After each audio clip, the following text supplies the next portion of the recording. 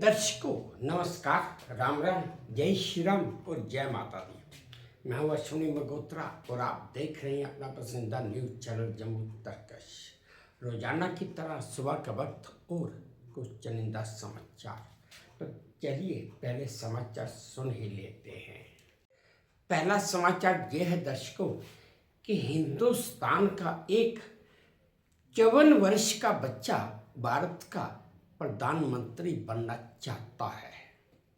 आप समझ ही गए हैं कि मैं किसकी बात कर रहा हूं। अगर आप समझ ही गए हैं तो चलिए अब मैं आपको बता भी देता हूं। दरअसल इस समय राहुल गांधी प्रोग्रेसिव अलायंस के आमंत्रण पर 3 दिन के दौरे पर कल जर्मनी पहुंचे थे।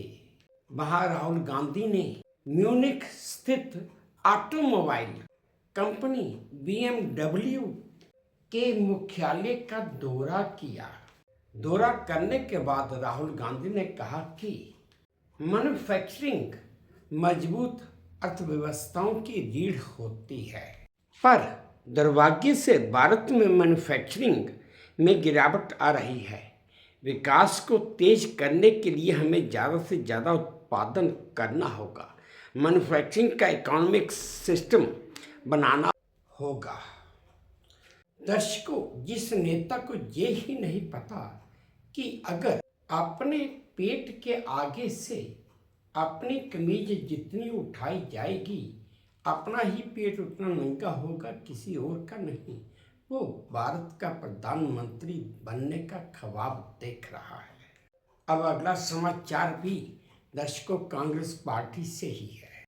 कांग्रेस पार्टी के एक नेता पृथ्वीराज चौहान ने एक बार फिर अपना बयान दोहराया है कि 19 दिसंबर को भारत का प्रधानमंत्री चेंज हो जाएगा और उन्होंने अपने इस बयान को गंभीरता से लेने के लिए अनुरोध भी किया है।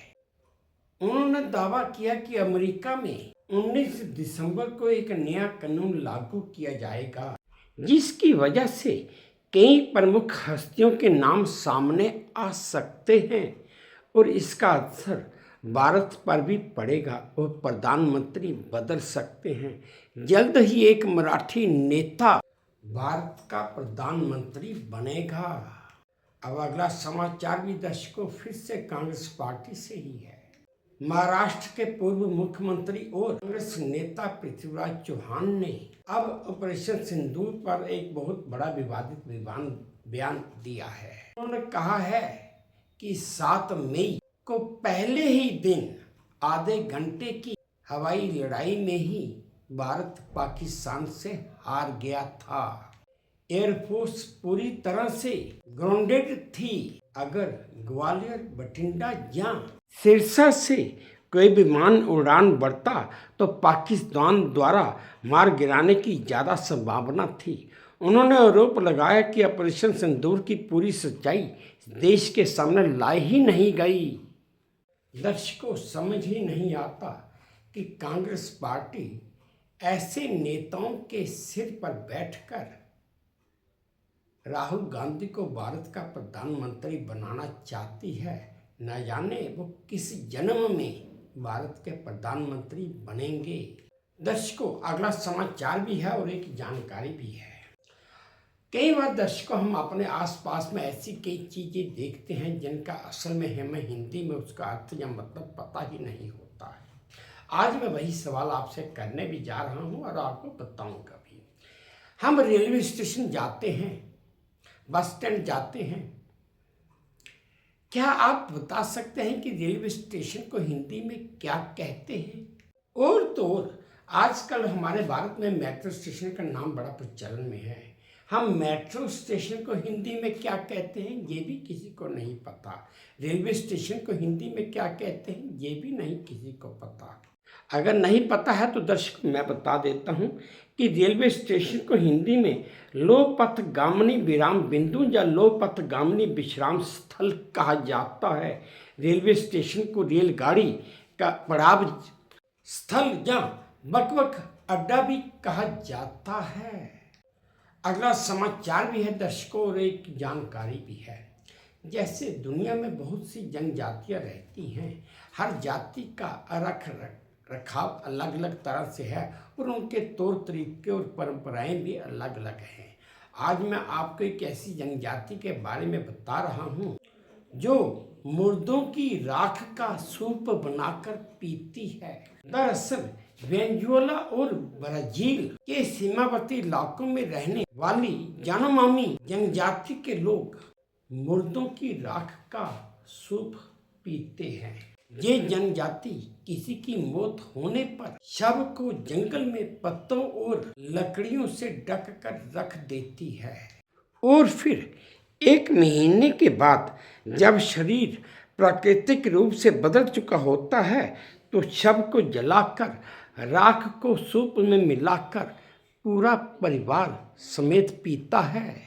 अगला समाचार ये है दर्शकों कि पंजाब के लुधियाना की सेंट्रल जेल में तकरीबन 200 कैदियों ने जेल के अफसरों पर हमला कर दिया। पहले तो कैदियों के बीच और अफसरों के बीच किसी बात पर झड़प होगी और फिर बाद में रूटीन चेकिंग के दौरान जब अधिकारी जेल के अंदर पहुंचे तो 200 कैदियों ने उन पर हमला कर दिया। इस हमले में जेल सुप्रिंटेंडेंट कुलवंत सिंधु और डीसीपी सिक्योरिटी जगजीत सिंह गंभीर रूप से घायल हो गए। हमले के बाद सीआरपीएफ के जवानों ने पोजीशन संभाल ली है।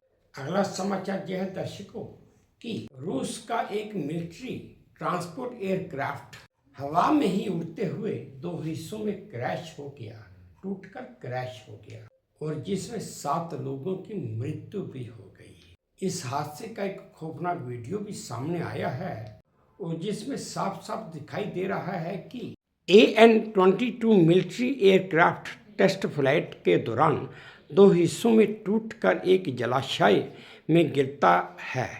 बताया जा रहा है कि कुछ दिन पहले ही इसकी मरम्मत की गई थी और इसे वापस मिलिट्री बेड़े में शामिल किया गया था। दर्शकों आपके वीडियो देखिए जो मुझे वे टू न्यूज़ के सौजन्य से प्राप्त हुआ है।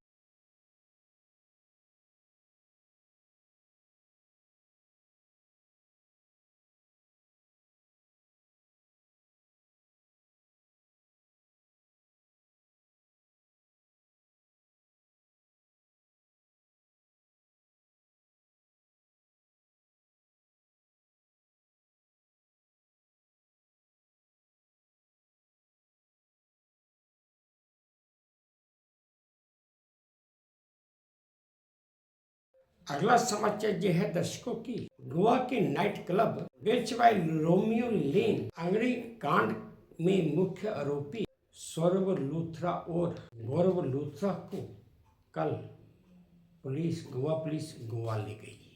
इसके बाद उन्हें गोवा कोर्ट में पेश किया जाना था। दर्शकों मैं आपको ये भी बता दूं कि इन दोनों मुख्य आरोपियों को मंगलवार को थाईलैंड से दिल्ली लाया गया था। सौरभ और गौरव लूथरा मिर्च नाइट क्लब के मालिक हैं और क्लब में 6 दिसंबर को आग लगने से 25 लोगों की मृत्यु हो गई थी और दोनों आरोपी घटना के बाद थाईलैंड भाग गए थे।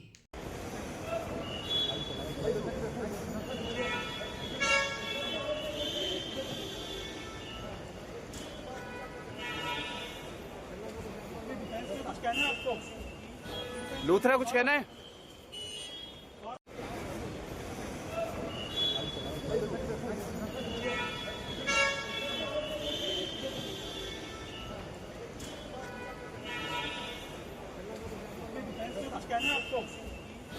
लूथरा कुछ कहना है?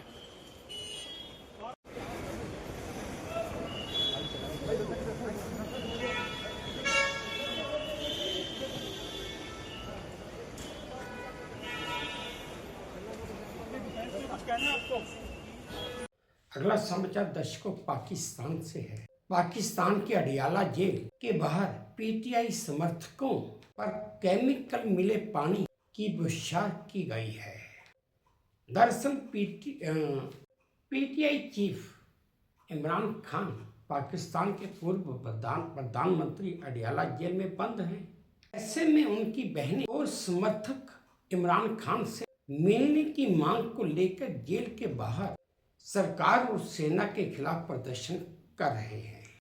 बस इन्हीं प्रदर्शनकारियों को खदेड़ने के लिए पुलिस ने उन पर वाटर कैनन का उपयोग किया और इमरान खान की पार्टी पीटीआई ने इसे अत्याचार करार दिया है।